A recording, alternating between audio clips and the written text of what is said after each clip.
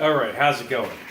I'm going to show you how I add life to my spent work boots. Now, what I mean by spent is, as far as the leather goes and the sole goes, they're still in pretty good shape. But what happens to me personally is I'm on concrete and asphalt a lot, and I guess I walk heavily to the back.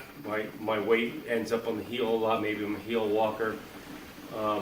Whatever the case may be, the inside of the shoe seems to collapse and squash down, so I'm almost kind of leaning back, and eventually it ends up hurting your back and just making you feel tired at the end of the day, knee pain, all that business. So what I do is, these are Timberlands, and they feel good right out of the box basically, but they just don't hold up as long as I'd like. Now, what I got on my feet here is Red Wings. Now, they cost more money, probably almost twice as much as these, if not twice as much. I don't remember what I paid. 6 months later, those things were still not even broken in. They still hurt my feet like a new shoe. And these are a couple of years old, I think, and they still haven't squashed down. But I do like the Timberlands because they're light and things like that. So I'm going to show you what I do. And basically, what I do is I take out the insole, and I added some silicone, like room temperature vulcanizing, RTV, into the bottom, right where the heel goes. And then I put the insole back in, and I very lightly step on it, so it, if you put a swatch of that stuff, it kind of spreads out evenly. And you don't end up with, if you put just the sole area inserts in, which I bought, they have a tendency to have this ridge feel up around the arch area, like you can detect it all the time while your foot's in it. You feel this pressure going across your arch. I hate that. So the silicone levels itself out completely. And like I said, what we're going to do is we're going to put the silicone in the shoe, put the insole back in, and I'm going to sit in this chair, and I'm just going to lightly push down on my foot, just enough so I know it's seated. Take my foot out of it, and do the same with the other boot, and then tomorrow I can put them on. So let's cover how we do it. Alright, so here we have the inside of the boot, and if you're worried about stepping too far down and just completely squashing the silicone thin, you could always make a piece that has a thickness to it. These were in a pair of boots before. That's why you see the dog hair. You're going to see dog hair on my stuff. I got dogs and I just can't get rid of the hair. So anyway, and if you put that plate in the bottom, like this is about 1/4 inch, this piece, I think.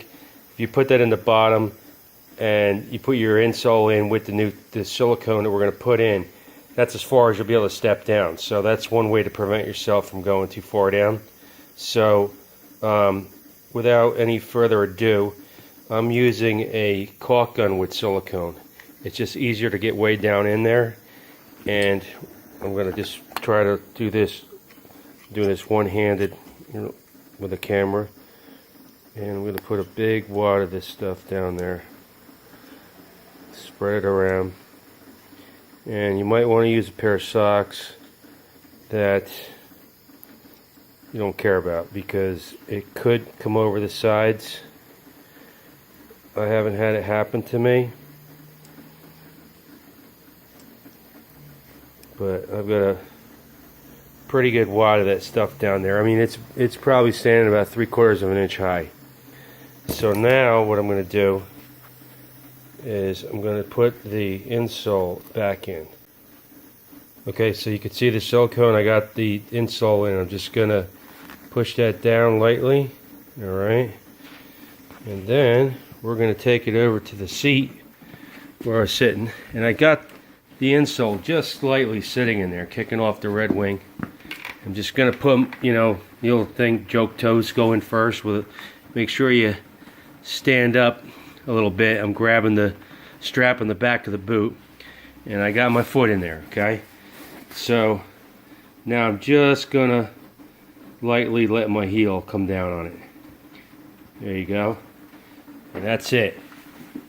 Okay, that's coming out, and tomorrow I'll be able to wear these, and I'll be standing tall again. And it will. It'll give you a little bit of lift back there. Okay, here's what we got. Actually, it's 2 days later because I took a day off from work. But inside, it's rock hard. And I should have mentioned that the pile of RTV you put in depends on how high you want the insole to come up back there. So like I said, I'm a heel walker and I compress that whole back of the shoe and make the insole like a piece of paper. Alrighty, here's what we got. The boots feel good again. Got a little more height in the back. I don't really care to have applied in the center because I have a pretty low arch to begin with. So I don't like to build up that area. Actually, when my shoe compresses in the arch area, it's actually a blessing for me. But anyway, here's a piece of silicone I tore out of a pair of shoes that I already did. Just to show you that after wearing it, it doesn't flatten down like the insole does because it's just nothing but foam. This stays up there, and at whatever height you build it up, it's going to stay there, and the silicone takes impact and returns it back, so you get a little bit of spring. The thicker you make it, the more you're going to get.